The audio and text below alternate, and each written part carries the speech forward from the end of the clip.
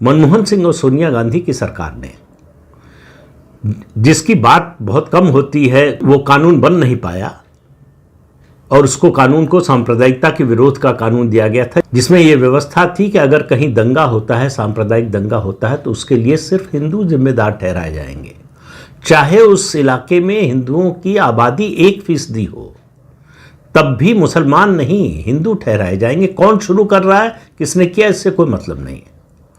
किसी हिंदू महिला के साथ अगर बलात्कार की घटना होगी तो उसके लिए भी हिंदू जिम्मेदार ठहराए जाएंगे, और मुस्लिम महिला के साथ अगर ऐसा हुआ तो उसके लिए भी हिंदू जिम्मेदार ठहराए जाएंगे।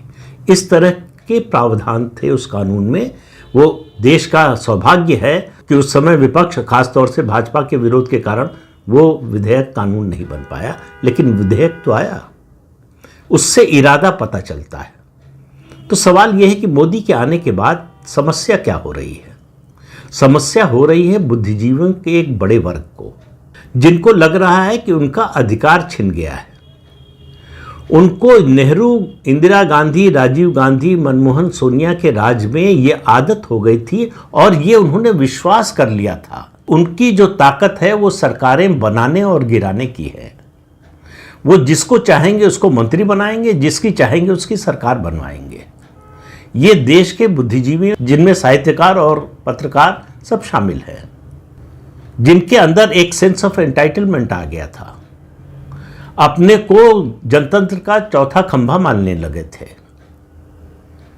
अब ये लोग क्या नारा दे रहे हैं, क्या मुद्दा बना रहे हैं कि देश में मोदी के आने के बाद बहुसंख्यवाद आ रहा है, यानी मेजॉरिटेरियनिज्म, उसको लाने की कोशिश हो रही है। मोदी उसको थोपने की कोशिश कर रहे हैं।